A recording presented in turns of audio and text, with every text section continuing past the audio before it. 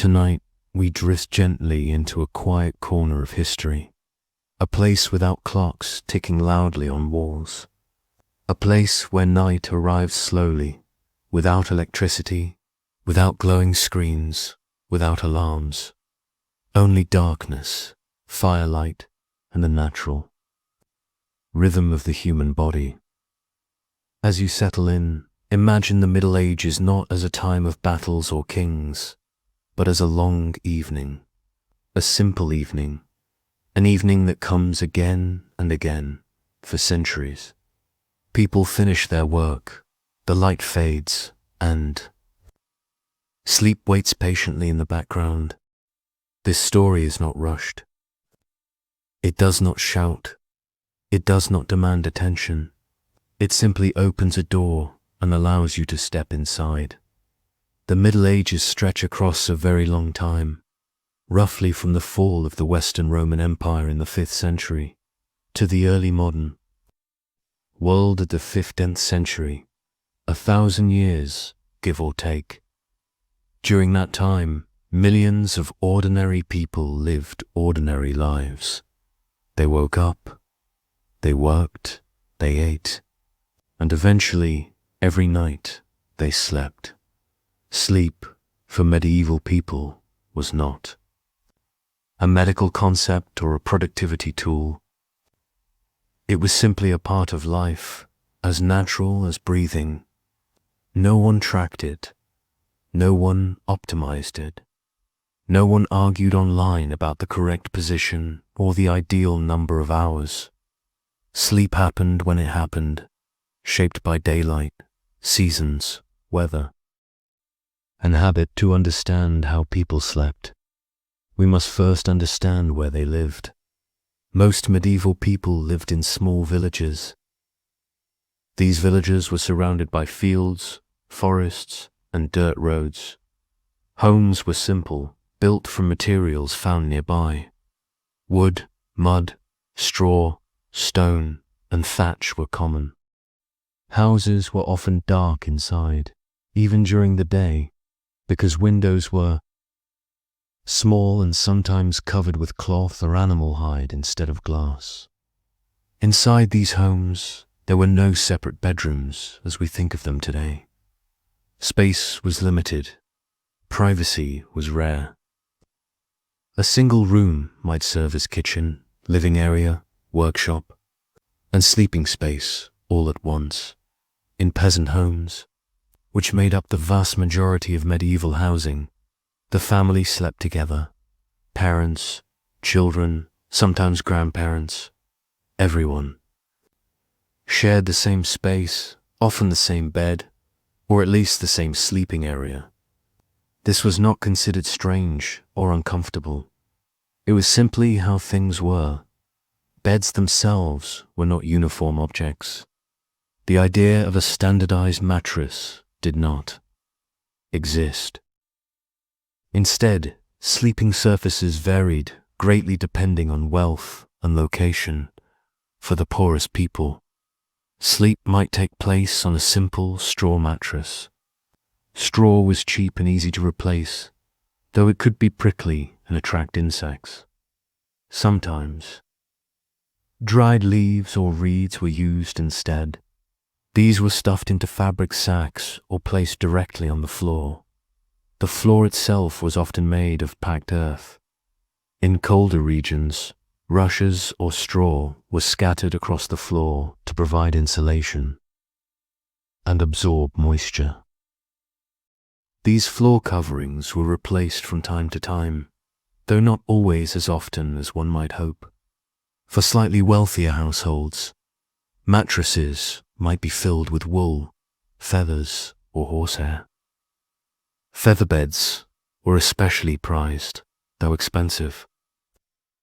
They were soft, warm, and a clear sign of comfort. Owning one was something to be quietly proud of.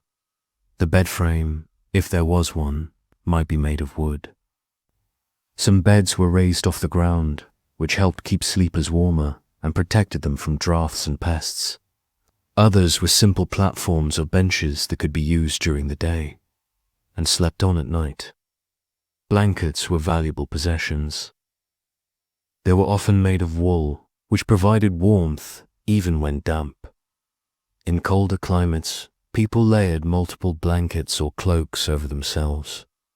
Sheets existed, but they were not universal and were more common among the wealthy. Pillows were not always soft. They could be stuffed with straw or feathers, or sometimes made of wood for people who believed firm support was healthier.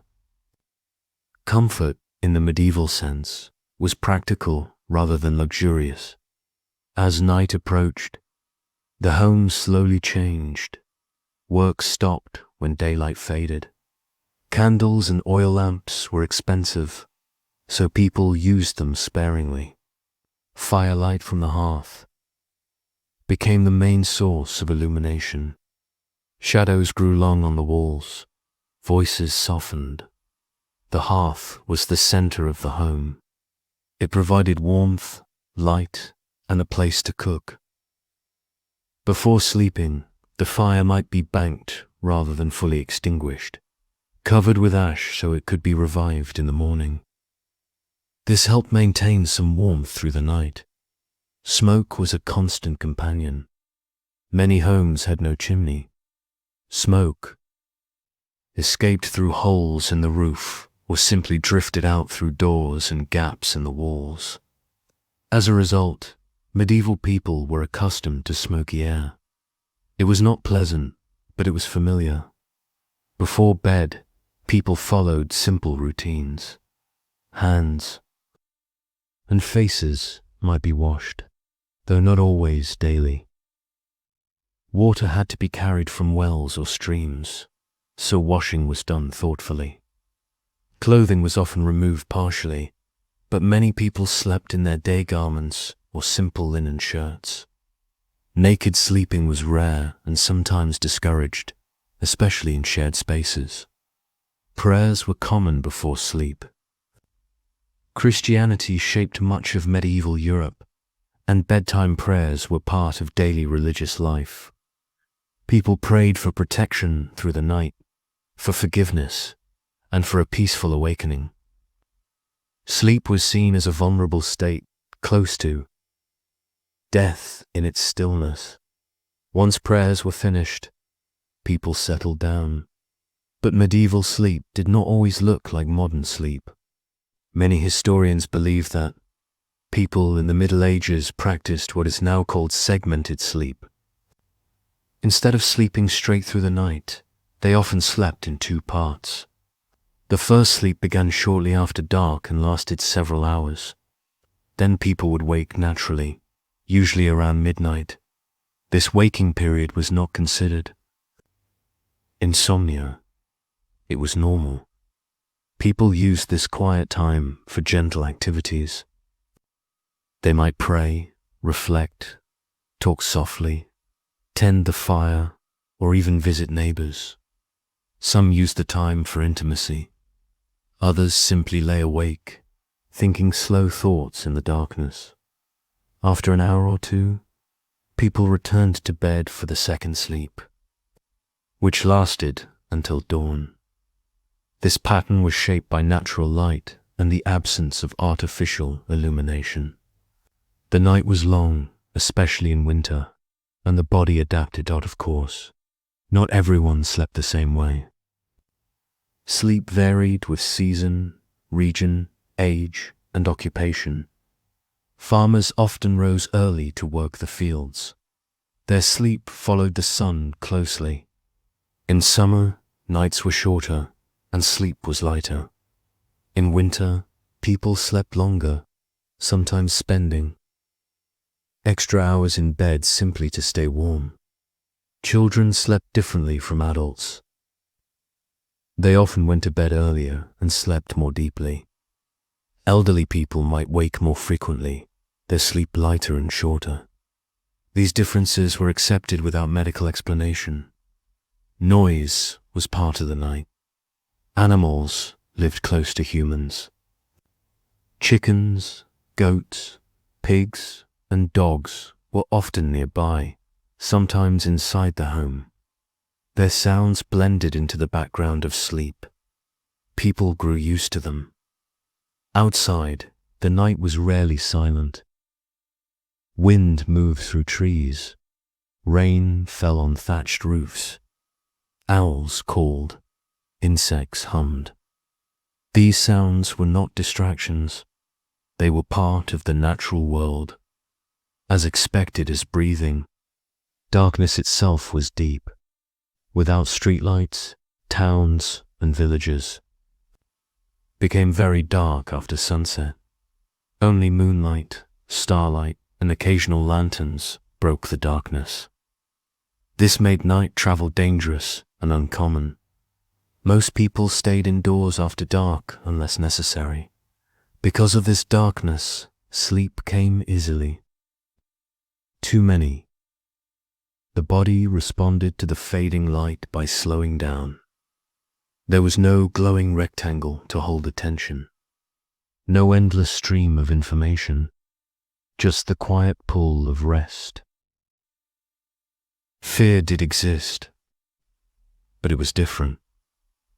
People feared fire more than darkness. A spark could destroy an entire village. This is one reason fires were carefully managed at night. Doors were closed. Animals were settled. Everyone hoped for a quiet night.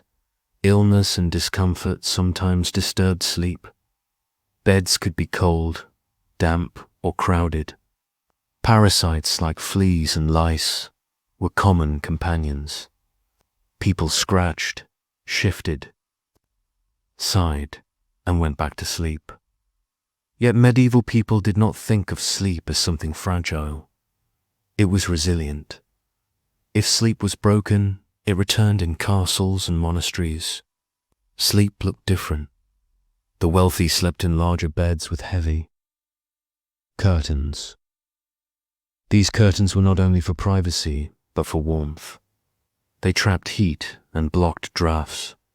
A four-poster bed was both practical and symbolic, a sign of status. Servants often slept nearby, sometimes on the floor or on benches. Even the powerful were rarely alone at night. Privacy, again, was limited. In monasteries, monks followed strict schedules. They slept in communal dormitories, often on simple beds. Their nights were interrupted by prayers called the night offices. Waking in the dark to chant psalms was considered a form of devotion. These religious interruptions shaped a different kind of sleep rhythm, one tied to discipline rather than daylight.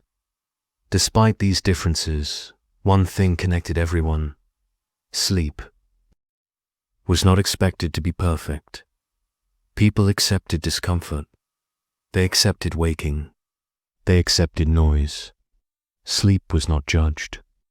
It simply happened as best it could. As we rest here at the end of this first gentle stretch of time, we begin to see sleep not as a modern problem to be solved, but as an ancient habit shaped by environment and necessity. We return quietly to the medieval night. The fire is still warm. Beneath its ash dot, the house has not changed. Only our attention drifts a little closer. In the previous part, we settled into the rhythm of medieval evenings. We saw how darkness shaped rest, how families shared space, how sleep came in gentle segments rather than a single long stretch. Now, we move closer, closer to the bed itself, closer to the physical experience of lying down. Closing the eyes and surrendering to the slow passage of night, thought imagine, entering a medieval home just before sleep. The air is cool. Even indoors, warmth gathers near the hearth. But it fades quickly as you move away from it. Stone walls hold cold. Wooden walls creak softly as temperatures drop. In winter, breath may be faintly visible. The floor beneath your feet is uneven. Packed earth, worn smooth by years of footsteps. Straw, and rushes crunch softly as you walk. They carry the smells of the day, smoke, damp, wool. Animals. Earth. The bed waits quietly. It is not inviting in the modern sense. It does not promise softness or perfect support. It simply exists, ready to be used, as it has been used night after night. If you are a peasant, the mattress is likely a sack filled with straw schists. As you sit down, it rustles some pieces, poke through the fabric. The sack has been patched many times. It smells faintly of grass and dust. If the household is a little better off, the code. In my imagination, the world seems to pause. The world seems to pause. As you sit down, it rustles some pieces. Some pieces poke through the fabric. The sack has poked through the fabric. The sack has been patched many times. It smells faintly of grass. It smells faintly of grass.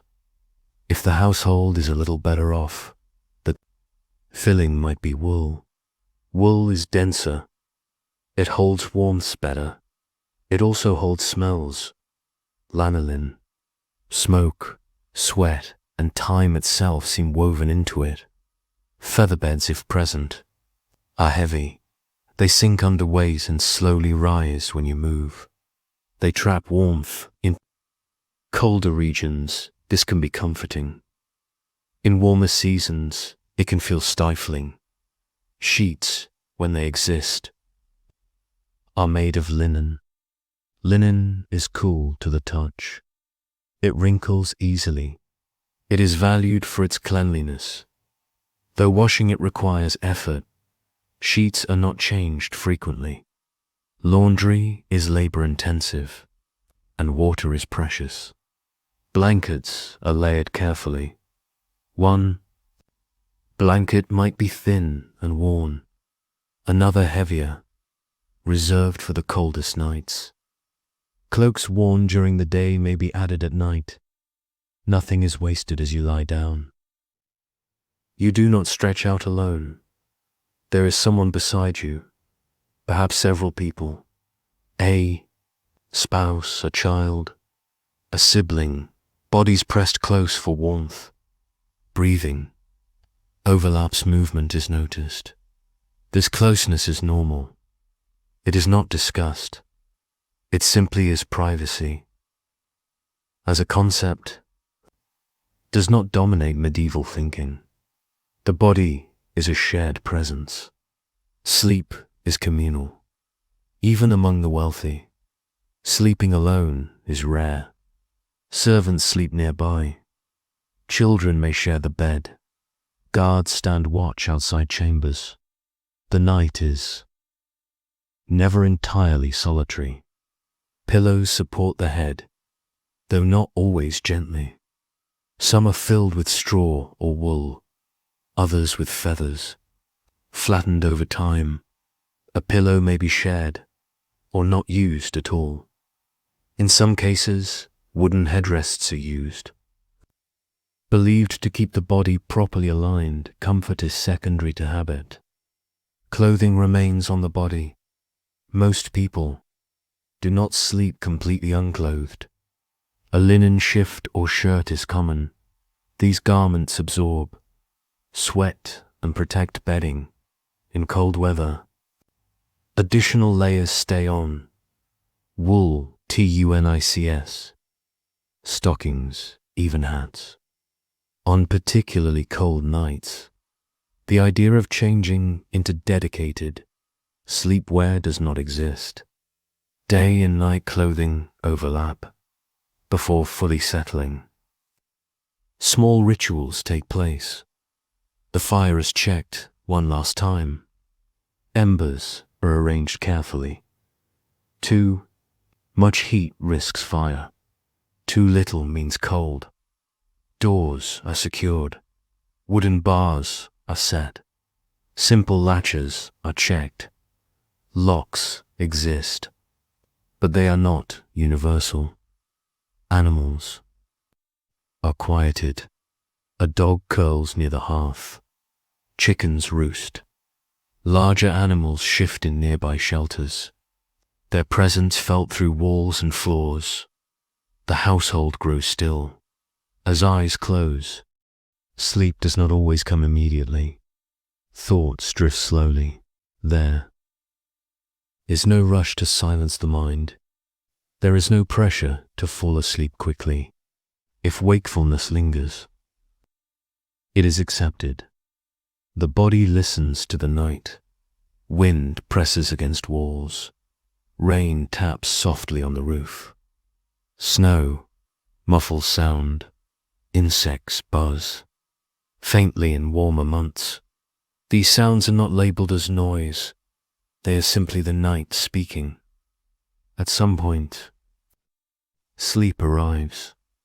It is not deep at first. The body remains aware. Movements of others are felt. A child turns. A spouse sighs. A blanket shifts.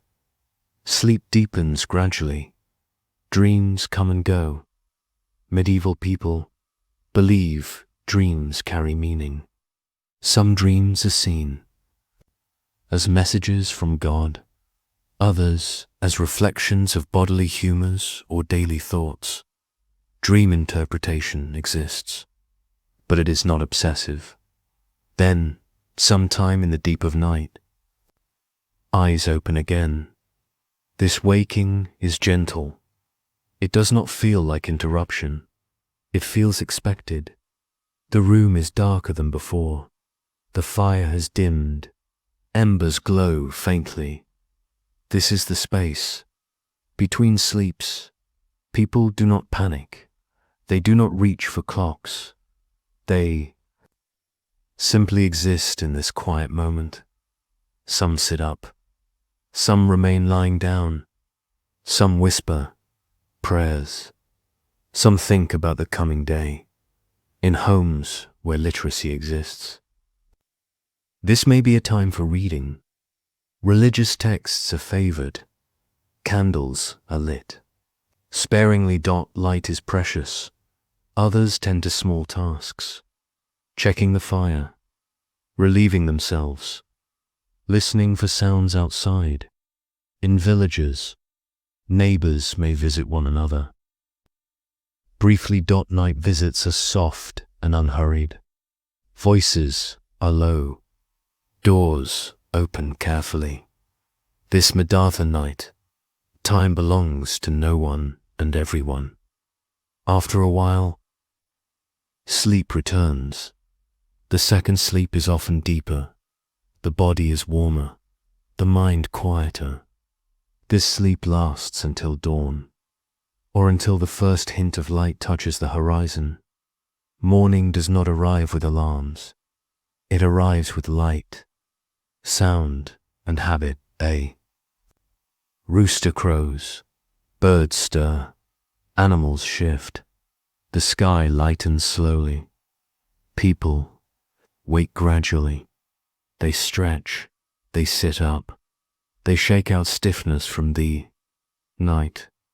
There is no expectation of feeling perfectly rested. Rest is relative.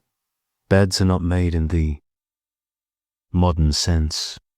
Bedding is shaken out. Straw mattresses may be turned or adjusted. Blankets are folded or draped. The bed returns to being part of the room rather than a separate destination. Seasonal changes shape sleep profoundly. In winter, nights are long. People spend more time in bed, not always sleeping, but conserving warmth. In summer, nights are short. Sleep is lighter. Heat and insects disturb rest. Medieval people do not fight these changes. They adapt. Sleep shifts with the year. Illness alters sleep as well. Without modern medicine, discomfort is common. Aches from labor. Coughs. Fevers. Digestive troubles. Herbal remedies are used. Warm drinks, poultices, prayer.sleep, is both a healer and a mystery. People believe sleep restores balance to the body. Too much sleep can be seen as laziness. Too little as weakness. Moderation is valued, though rarely measured. Medical texts of the time discuss sleep as one of the no-naturals, aspects of life that affects health. Sleep, air, food, exercise, rest, and emotions all interact. Doctors advise sleeping on the right side at first, then the left. They suggest certain postures for digestion. These ideas circulate quietly, influencing habits over generations. Even posture in sleep matters. Many people sleep semi-reclined. Pillows elevate their head and shoulders. This position is thought to aid breathing and digestion. Flat sleeping exists, but it is not universal. Beds with rope supports sag over time. They require tightening. The phrase "sleep tight" will one day come from this practice, though for now it is simply maintenance. As we linger in this slow, ordinary night, one thing becomes clear. Medieval sleep is not about perfection. It is about fitting into the world as it is. Darkness is accepted, cold is endured. Waking is normal. Sleep bends itself around life, rather than the other way around, and how sleep reflected social class, age, and responsibility. For now, the second sleep deepens. Breathing slows. The night holds. Steady. The night does not hurry. After the second sleep is settled in, time seems to loosen its grip. Hours pass without being counted. No one knows exactly how long they have slept, and no one feels the need to know. Inside the medieval home, the air grows heavier as boaties rest. Breath rises and falls in slow, uneven rhythms. The faint smell of smoke lingers, mixed with wool, straw, and human warmth. These smells are not noticed consciously. They are part of the background of life. Sleep is not silent. A sleeper coughs. Softly, another turns, causing the straw mattress to shift and sigh. A child murmurs in a dream. Someone scratches an itch and settles again. These sounds do not wake others fully. They ripple gently through the shared space and fade. Medieval people are skilled at sleeping through interruption. Their rest is flexible. It bends rather than breaks. Outside, the village rests as well. Houses sit close together, their dark shapes barely visible against the night sky. Paths between them are empty. The earth cools. Dew forms on grass and wooden doors. In larger towns, the night is slightly different. Stone buildings hold the warmth of the day. Narrow streets trap shadows. Occasionally, a watchman passes, lantern in hand, calling out the hour in a steady, practiced voice.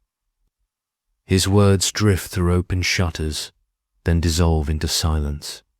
For most sleepers, these sounds are distant and unimportant. Sleep in the Middle Ages is not protected by silence. It coexists with the world. As dawn approaches, the quality of sleep changes again. Dreams grow lighter. The body begins to stir before the mind is fully aware. This waking is gradual, not abrupt. Light seeps in through cracks and shutters, through thin cloth stretched across windows, through doorways. It is grey at first, then pale gold. Birdsong begins softly, then grows more confident. Animals sense the change and shift in their sleep. A cow lowing in the distance, A rooster clearing its throat before crowing. People wake, not all at once. Not sharply, someone sits up slowly, careful not to disturb others. Another rubs their eyes. A child rolls closer to a parent, clinging briefly to warmth before the day begins. There is no sense of having been interrupted. Sleep has completed its cycle. Getting out of bed is not always pleasant. The air is cold. The floor is colder. Feet touch earth or stone, and the chill is immediate. People move quickly to pull on layers, to stir the fire, to bring warmth back. Into the room, morning tasks begin without ceremony. The bed does not demand attention. It has done its job. Now it becomes background again, as the day unfolds. Sleep fades from conscious thought. People do not analyze how well they slept. They do not compare experiences. There is no language for sleep quality as we know it. There is only feeling well enough to work or not. If someone feels tired, it is often attributed to diet, whether age or God's will. Sleep itself is rarely blamed. During the day, rest still exists. Short naps are common, especially after the midday meal. These rests are not seen as weakness. They are practical responses to labor and heat. A farmer may lie down briefly in the air. Shade. A craftsperson may rest on a bench between tasks. An elderly person may doze quietly by the hearth. Sleep is woven throughout the day, not confined strictly to night. This flexibility is important. Medieval life is physically demanding. Bodies wear down. Rest is necessary, even if it is imperfect, in times of illness. Sleep takes on a deeper meaning. A sick person may be given the warmest place near the fire. Extra blankets are added. Quiet is encouraged, though never absolute. Sleep is believed to help the body heal by restoring balance. Doctors speak of humors settling during sleep. Too much wakefulness is thought to dry the body and disturb the mind. Yet even then, sleep is not forced. If it comes, it comes. If it does not, prayer and patience fill the space. Nightmares are understood. Differently, bad dreams are sometimes seen as spiritual warnings or results of improper eating before bed. Heavy foods are blamed. Certain positions are discouraged. Advice circulates slowly, passed from person to person rather than enforced. There is no universal rulebook for sleep. As centuries pass within the Middle Ages, small changes appear. Glass. Windows become more common in wealthier homes, allowing more light but also more cold. Chimneys improve air quality, reducing smoke indoors. Beds become sturdier. Mattresses more refined. But the core experience remains familiar. Darkness still governs sleep. Community still surrounds it. One of the most important aspects of medieval arrests, sleep, is trust. People trust the night. They trust that sleep will return if it leaves. They trust their bodies to wake them when needed. They trust their environment, even with its discomforts. Fear exists, but it does not dominate. The night is not an enemy. It is a pause. Even superstition around sleep is gentle. Certain nights are considered unlucky for travel. Certain dreams are noted. Sleeping with protective objects nearby is common. A cross, a charm, a prayer whispered into the dark. These practices provide comfort more than control. As the household moves fully into morning, sleep becomes memory. The straw mattress waits quietly for night to return. The blankets air out. The room fills with daylight. Sleep has left its subtle marks. A slight ache in the back, warmth lingering in blankets, the calm residue of rest. No one records these sensations. They are not important enough to preserve. And yet they shape every day. When evening comes again, the cycle repeats. The sun lowers, work slows, the fire is tended.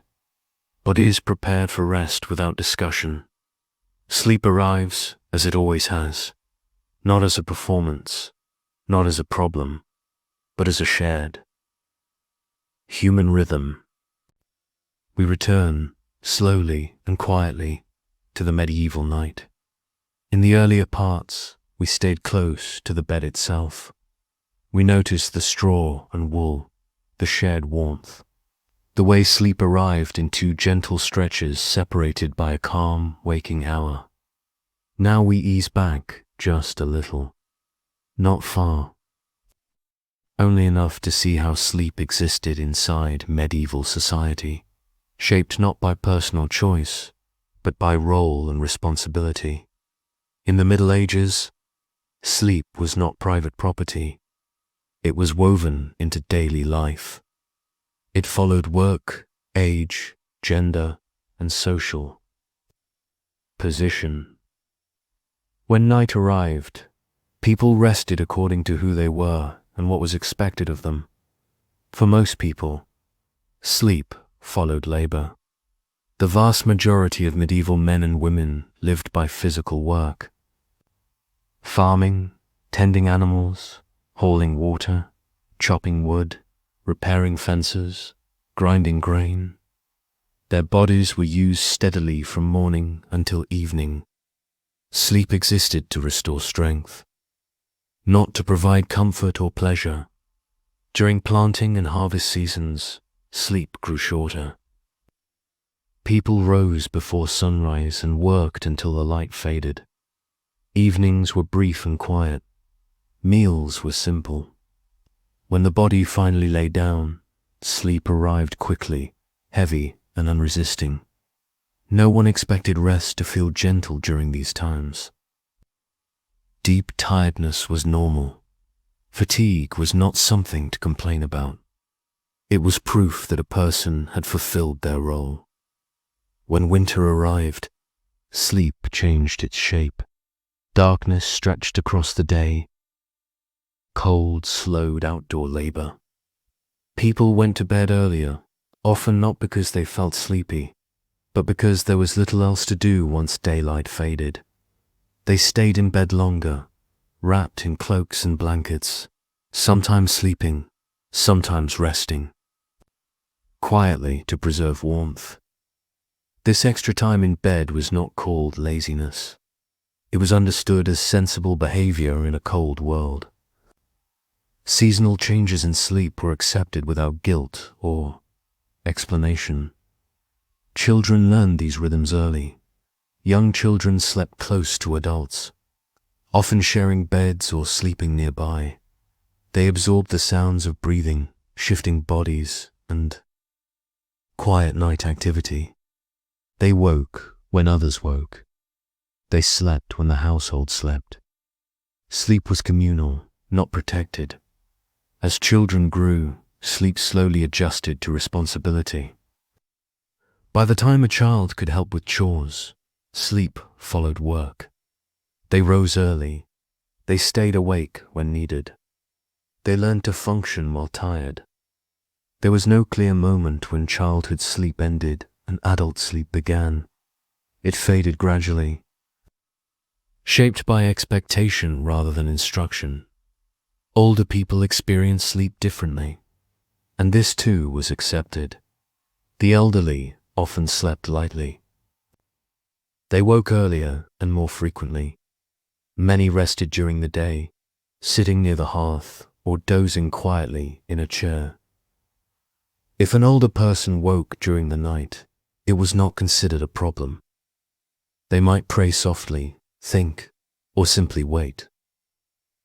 For morning, wakefulness was not feared. It was part of age, as natural as slowing steps or fading strength. Gender shaped sleep in quiet but constant ways. Women's sleep was often interrupted. They rose to tend infants, to calm children, to check fires and animals. They woke early to prepare food and begin household tasks. Broken sleep was not described as unfair. It was part of responsibility woven into daily life. Men's sleep followed labor and duty. Farmers rose early. Craftsmen followed workshop routines. Soldiers slept when permitted, not when comfortable. Neither men nor women expected uninterrupted. Rest as a right. Sleep adjusted itself around obligation. Among the wealthy, sleep appeared more comfortable, but it carried its own weight. Nobles slept in larger beds with heavy curtains, thick mattresses, and fine linens. They were warmer and better protected from drafts. Yet their sleep was rarely private. Servants slept nearby. Guards remained alert through the night. Messengers could arrive at any hour. Authority followed nobles even into sleep, keeping it lighter. Then it appeared in castles. Night followed order. Watchmen patrolled walls. Torches burned low in corridors. Doors were locked in careful sequence. The night was organized, not silent. Those in power slept, knowing others remained awake on their behalf. This created an unspoken hierarchy of rest. Some people were allowed deep sleep. Others slept lightly. Some were expected not to sleep at all. Servants experienced sleep as something temporary. Many slept where they worked, in kitchens, hallways, or storerooms. Their beds were benches, pallets, or thin mattresses. On the floor, their rest was light and alert. They learned to wake instantly when called.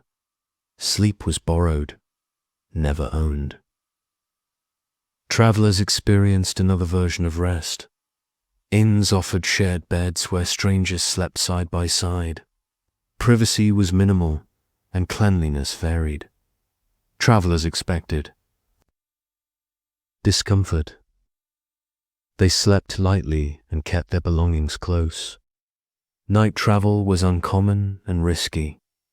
Those who traveled after dark often rested during the day when possible. Sleep adapted to necessity. Across all these lives, one pattern remained steady. Sleep was not managed or optimized. It was accepted. It bent itself around work, duty, and season. If sleep was poor one night, it would return another. If rest was missed, it was not feared. There was trust in the body and in the rhythm of life. As this medieval night continues, sleep settles where it can, shaped quietly by the structure of the world. In the next section, we will continue this gentle drift, looking at how belief, morality, and quiet judgment further shaped who was allowed to rest and how much. For now, the household remains still. The night holds its place. We continue gently. From the same quiet night, we saw how sleep followed labor, age, and position. Now we drift a little deeper into the invisible rules that surrounded rest.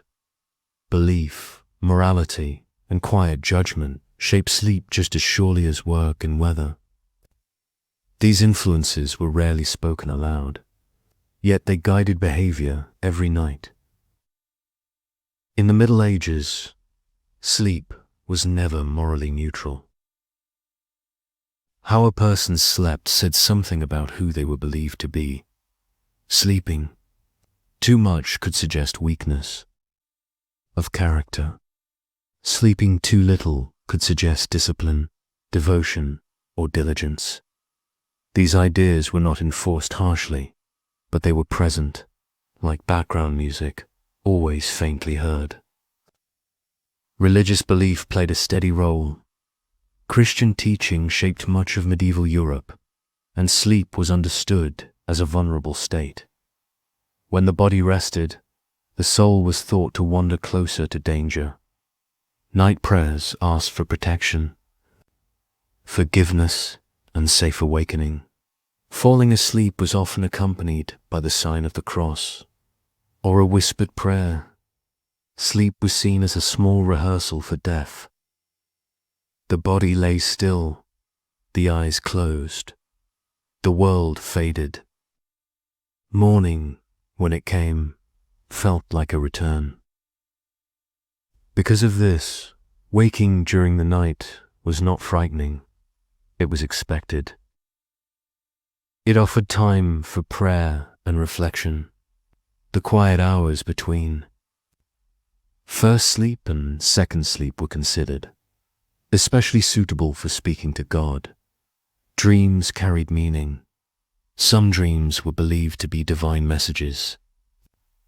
Others were blamed on food, illness, or imbalance within the body. Medical and religious explanations lived side by side without conflict. A troubling dream might inspire prayer rather than fear. People did not chase perfect sleep. They accepted imperfect nights as part of spiritual life. Moral judgment around sleep also followed class. A laborer sleeping deeply after a long day was not criticized. Their rest was earned. A person of leisure sleeping late into the morning might be quietly judged. Oversleeping suggested a lack of discipline when no labor justified it. These judgments were subtle. They lived in glances, comments, and shared assumptions rather than formal rules. Servants felt this pressure most clearly. Their sleep was always conditional. They slept lightly, aware that a call could come at any moment. Rising quickly was a sign of good character. Sleeping too deeply could be seen as laziness or disrespect. Over time, servants learned to control their rest. They trained themselves to wake instantly. Their bodies adapted to shallow sleep, not because it was healthy, but because it was necessary. Soldiers experienced sleep as permission. On campaign or guard duty, sleep came only when allowed. It was taken quickly and without ceremony. Armor might be loosened but not removed. Weapons stayed close. Sleep was shallow and alert. In peaceful times, soldiers rested more fully, but the habit of light sleep remained. Readiness shaped rest long after danger passed. Urban life added another layer. In towns, bells marked time. Church bells signaled hours of prayer, warnings, or emergencies. These sounds interrupted sleep without apology. They belonged to the community. Curfews regulated night movement. Gates closed. Streets emptied. Sleep became safer but more controlled. The town itself decided when night began and ended. Rural life remained more flexible. Villagers followed daylight in season rather than bells. Sleep shifted naturally. Nights felt longer. Time moved slowly. Across both settings, one idea remained constant. Sleep was not something to be defended aggressively. It was allowed to break and return. People did not lie awake fearing the consequences of a bad night. They trusted that rest would come eventually. If not at night, then during the day. If not today, then tomorrow. This trust created endurance. Medical writers supported moderation rather than perfection. They advised sleeping enough, but not too much. They warned against heavy meals before bed. They suggested certain positions. And ours, But these were guidelines, not commands. Most people followed habit instead of instruction. Sleep knowledge passed through observation. Children watched adults. Apprentices followed masters. Customs repeated themselves until they felt natural. There was no idea of reinventing sleep. Even illness did not fully disrupt this. Mindset. A sick person slept when they could. If sleep was broken, it was accepted. Wakefulness was filled with prayer, thought, or quiet waiting. Anxiety about sleep itself was rare.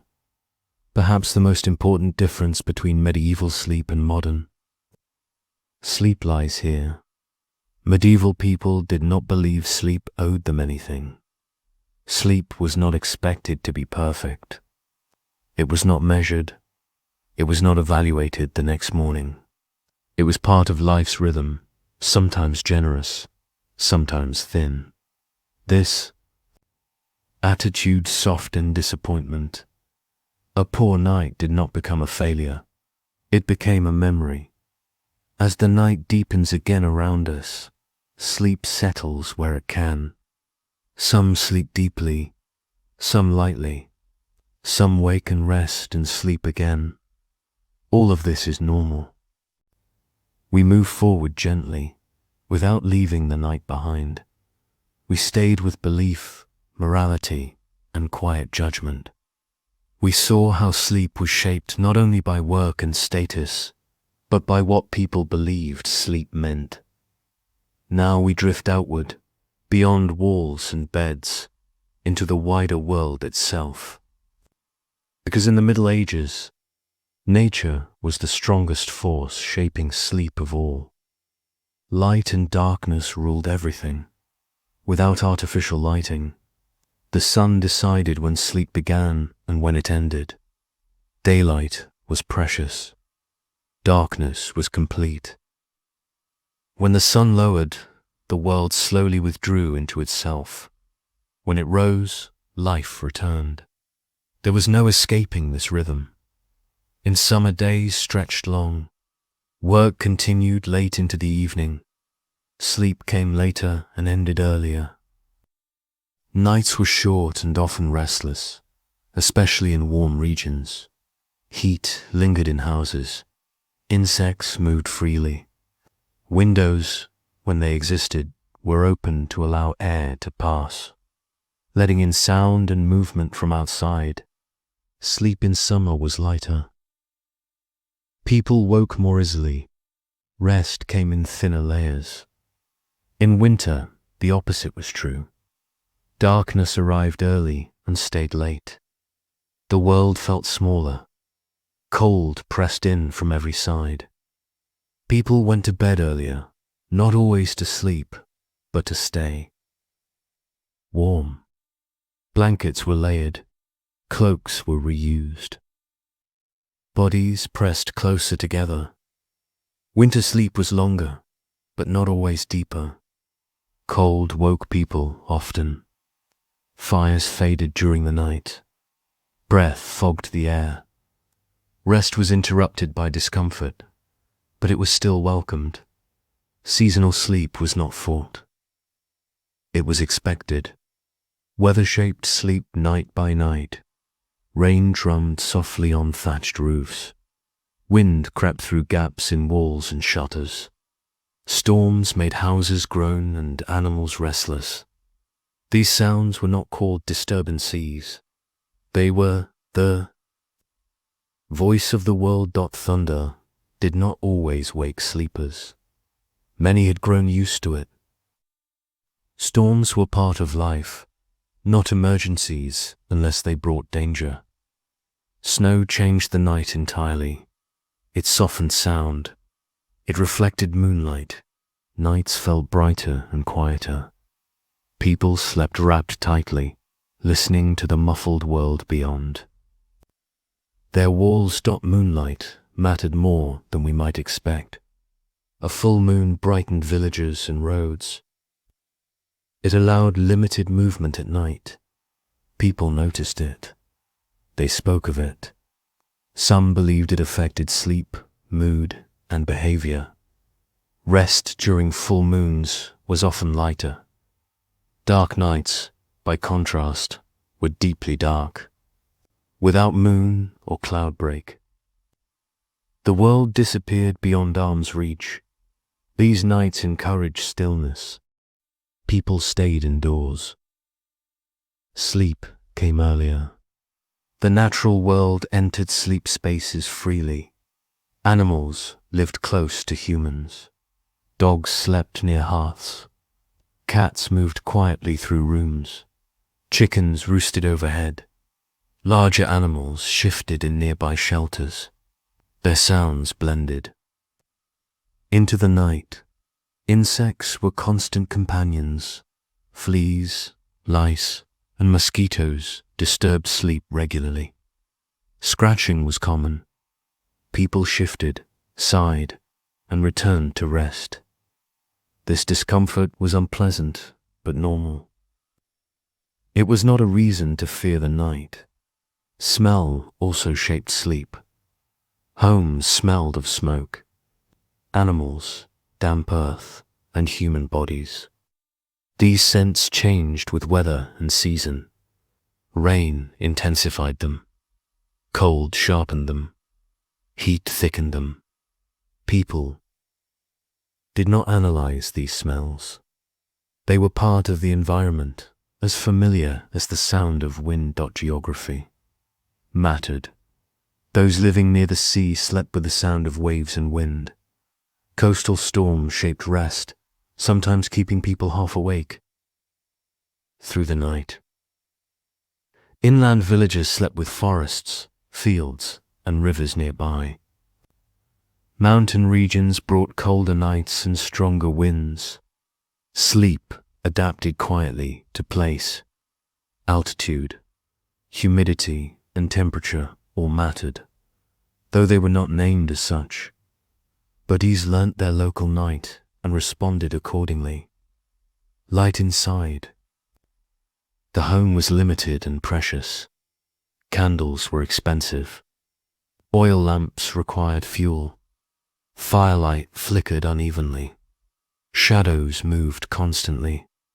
This soft, unstable light encouraged calm rather than alertness. As the fire burned low, darkness crept inward. The body responded naturally. Eyes grew heavy. Thoughts slowed. There was no struggle against sleep. The absence of light did not feel oppressive. It felt correct. Morning arrived gradually. Light filtered through shutters and cloth-covered windows. The sky brightened slowly. Sounds returned before sight. Birds, animals, distant voices. People woke not by command, but by environment. Even the calendar shaped sleep. Church festivals, fasting periods, and holy days altered routines. Some nights were shorter, others longer. Sleep shifted with ritual. As easily as it shifted with season, the natural world did not negotiate.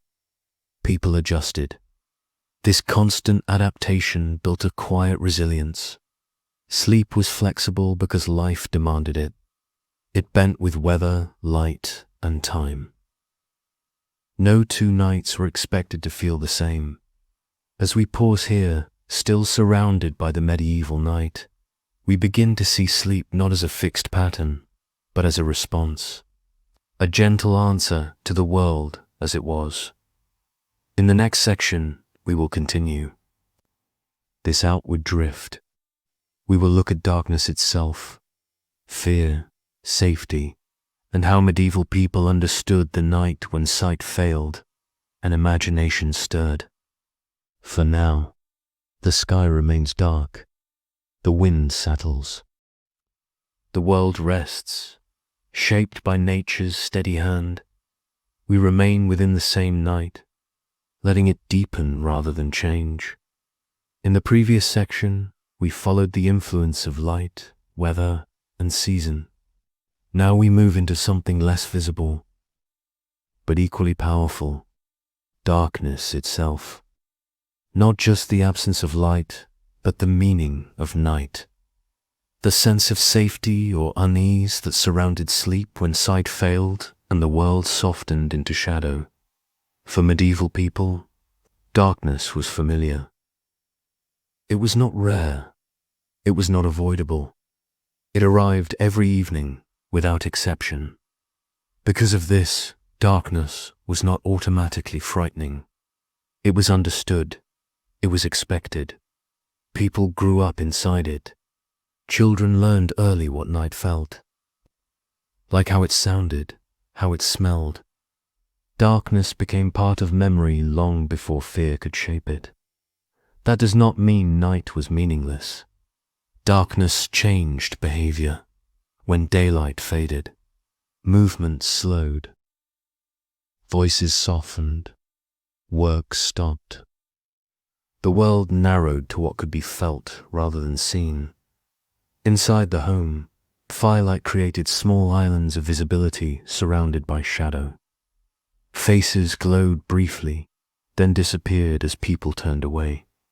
The shifting light encouraged stillness. Shadows moved constantly. Walls seemed less solid.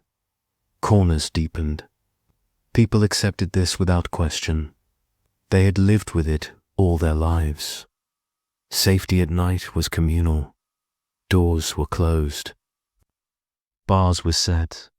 Animals were brought in or secured. Families gathered together in shared spaces. Sleep was closer, warmer, and more collective at night than during the day. Being alone in the dark was uncommon. Even those who slept lightly were. Surrounded by others, breathing, movement, and presence created reassurance. The body knew it was not alone. Fear, when it appeared, had a shape. People feared fire more than darkness.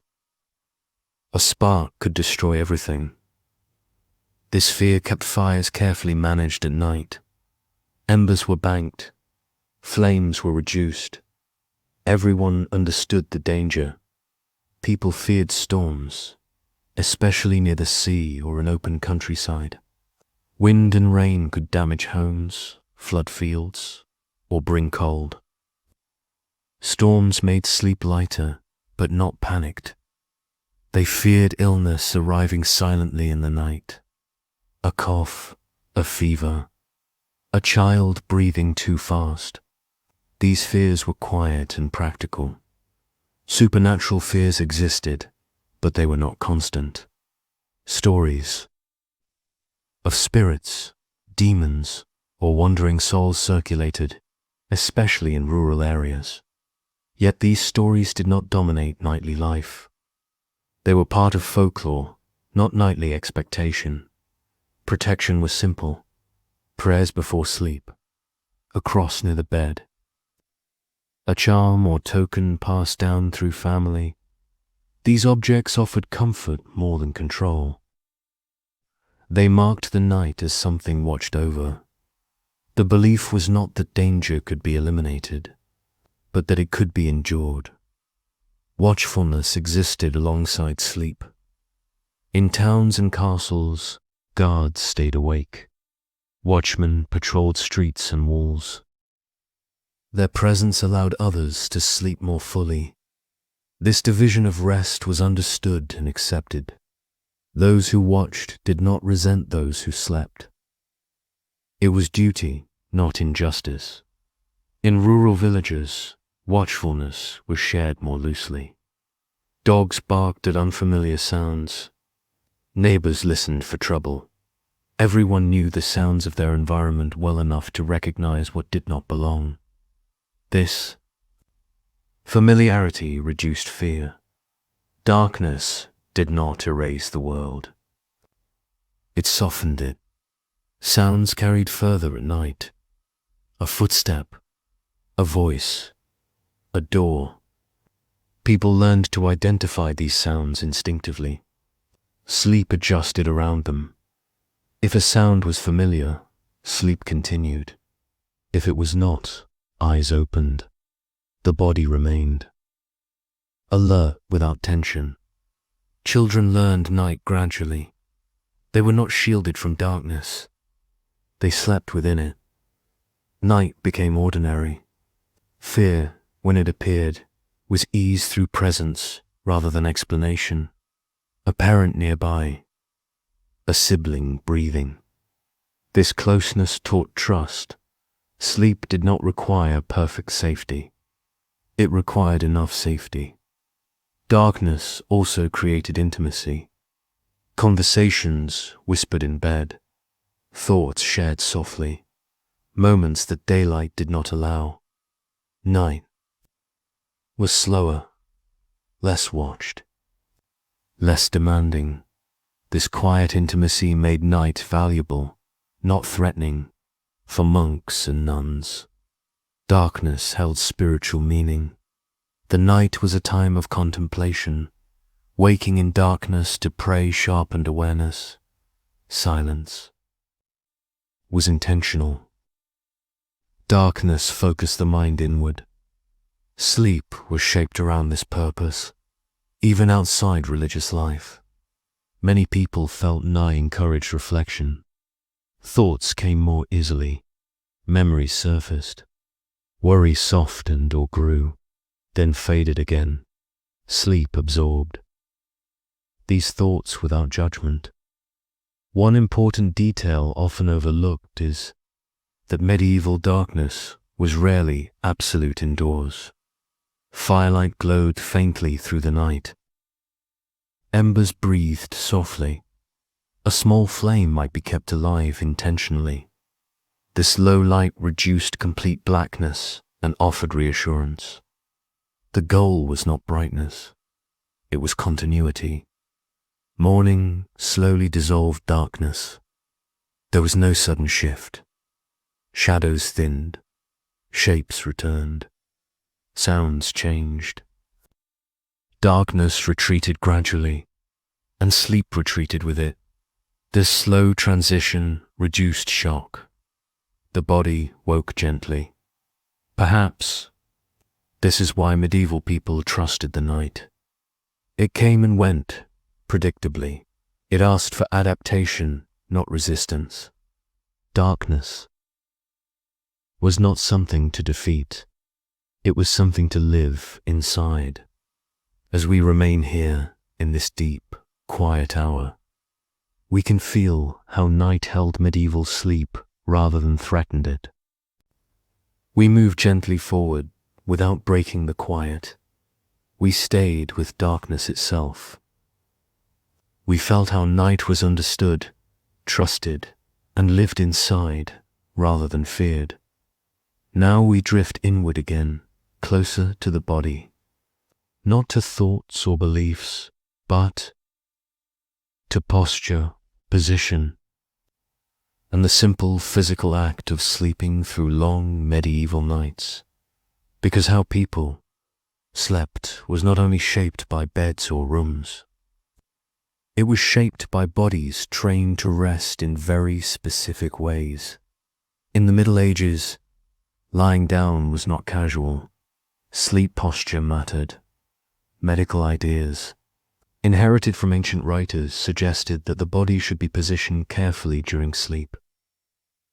These ideas were not followed rigidly by everyone, but they influenced habit over time, quietly shaping how people rested. Many believed the body should not lie completely flat. Sleeping with the upper body slightly raised was common. Pillows were used not only under the head, but sometimes beneath the shoulders and back. This position was thought to aid breathing and digestion, especially after the evening meal. Even when pillows were thin or firm, elevation mattered. Sleeping fully flat was sometimes associated with illness or weakness. Elevation felt safer, steadier, more controlled. Beds themselves encouraged this posture. Straw or wool mattresses were uneven. Feather beds, though softer, shifted under weight. Rope-supported bed frames sagged slightly in the middle, naturally. Lifting their head when pillows were added, the body adapted to these surfaces. Turning during sleep was slower. Movements were deliberate. People learned how to shift without waking others sharing the bed. Sleeping on the side was common. Side sleeping allowed bodies to fit together more easily in shared beds. It conserved warmth. It reduced pressure on the chest. Many medical texts suggested beginning sleep on the right side, then turning to the left later in the night. Whether or not people followed this advice consciously, the habit existed. Sleeping on the stomach was less common. It was sometimes discouraged, associated with poor digestion or troubled dreams. Yet people slept as comfort allowed. Practicality always outweighed theory. Hands were positioned carefully. Some slept with hands, folded across the chest or stomach. Others tucked hands beneath blankets or pillows. These positions were learned through habit, not instruction. Blankets were arranged tightly. Cold shaped everything. People wrapped blankets around the body rather than draping them loosely. Cloaks were used as additional layers. Edges were tucked in to prevent drafts. The goal was not comfort, but heat retention. Feet were especially protected. Cold feet disrupted sleep. Extra cloth, spare garments, or even warmed stones wrapped in fabric were sometimes placed near the feet. These small comforts mattered deeply. Sleeping fully stretched out was not always possible. Beds were shorter than modern beds. People curled slightly, bending knees or drawing legs inward. This position conserved warmth and fit the available space. Curling also felt natural in shared beds. Body contact provided heat. Legs overlapped. Arms rested against others. These positions were normal and unremarkable. Sleep was cooperative. Even breathing patterns adapted. In crowded sleeping spaces, people learned to sleep with shallow, steady breathing. Loud breathing disturbed others. Quiet breathing blended into the room. The body learned restraint. Waking during the night involved minimal movement. When someone rose during the waking hour between sleeps, they moved slowly. Sudden motion disturbed others and wasted heat. Feet found the floor carefully. Hands reached for familiar objects without sight. Returning to bed was equally gentle. The body remembered its position. Blankets were replaced carefully. Sleep resumed without drama. Illness changed posture. A coughing person slept more upright. Someone with pain shifted frequently. Others adapted around them. Shared sleep required awareness. Pregnant women adjusted. Posture carefully as bodies changed. Support was added where needed. Sleep became lighter, but it continued. There was patience. One important difference from modern sleep is stillness. Medieval sleepers moved less. Beds were less forgiving. Frequent turning disturbed others. Movement costs heat. Stillness was learned. This stillness did not mean discomfort. It meant adaptation. Over time, bodies became skilled at resting within limits. Morning stiffness was common. People stretched slowly upon waking. Limbs were stiff from cold and limited movement. Stretching was gentle, not dramatic. This stiffness was expected. Sleep was not judged by how the body felt upon waking. It was judged by whether the day could begin. Clothing worn during sleep also affected posture, Belts were loosened, shoes removed, outer garments reduced, but many layers remained. These restricted movement slightly, encouraging stable positions. Sleeping naked was rare and sometimes discouraged, especially in shared spaces. Modesty and warmth mattered more than freedom of movement. In monasteries, posture was even more regulated. Beds were narrow, mattresses thin. Sleeping positions were disciplined. Turning excessively could be noticed. Stillness was part of devotion. Sleep trained the body. Across all settings, posture was learned through repetition. Children watched adults. They copied positions. They learned where hands went, how blankets were pulled, how bodies settled. Sleep was a skill passed quietly across generations.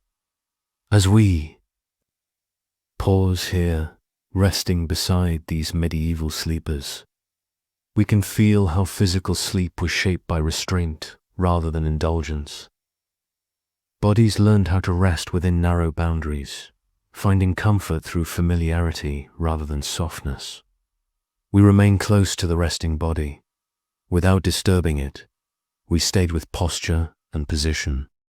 We noticed how medieval sleepers learnt. Stillness, how bodies adapted to shared beds, cold rooms, and simple materials. Now we continue gently, staying with the physical experience of the night itself. Not the ideal night, but the real one. Interrupted, imperfect, and patiently repeated, because medieval sleep was rarely smooth from beginning to end. Discomfort was expected. Beds were uneven, straw shifted, wool compressed, feathers moved slowly beneath the body.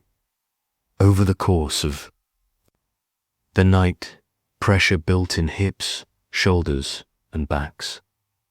People woke, shifted slightly, and settled again. These movements were slow and practiced.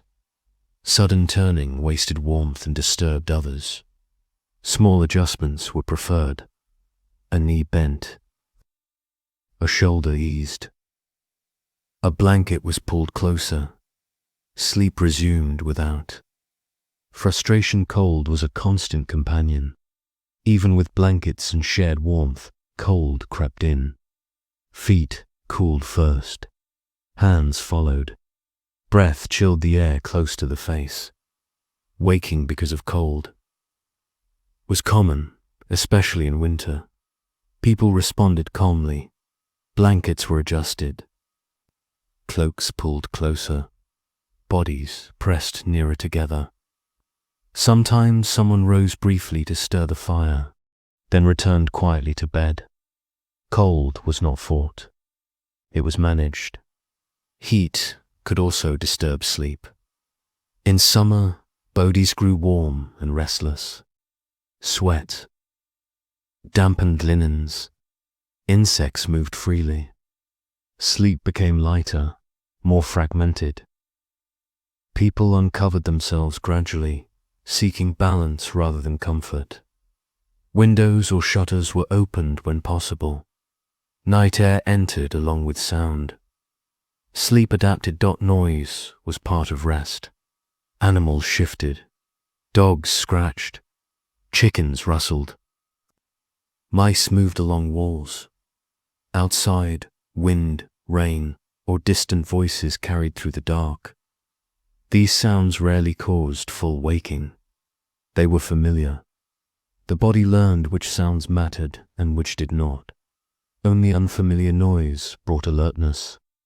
A sudden crash. A shout. A sound out of place. Then eyes opened quickly. Bodies tense for a moment, ready to act if needed. If danger did not follow, sleep returned.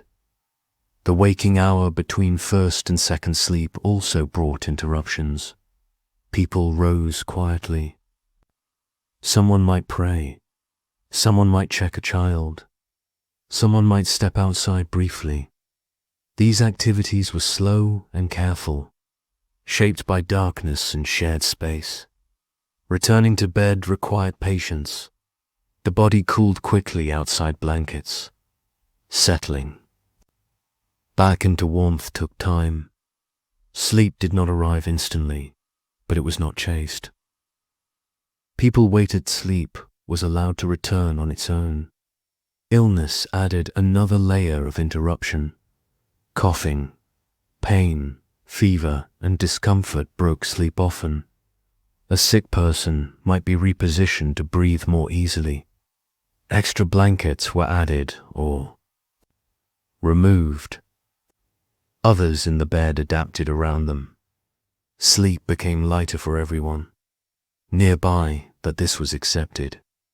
There was no expectation that illness should allow perfect rest. Endurance mattered more. Parasites disturbed sleep regularly. Fleas and lice caused itching. Scratching was constant. People woke briefly, scratched, sighed, and slept again. This discomfort was unpleasant but ordinary. Efforts were made to reduce it. Bedding was aired when possible. Herbs were sometimes used, but complete relief was rare. Sleep continued anyway. Another frequent interruption was thought itself, in the quiet of night. Worries surfaced. Crop failure, illness, debt, family concerns. These thoughts arrived gently, not violently. People lay awake for a time, then drifted back to sleep. Anxiety about wakefulness did not exist as it does today. Being awake was not a failure. It was simply another state.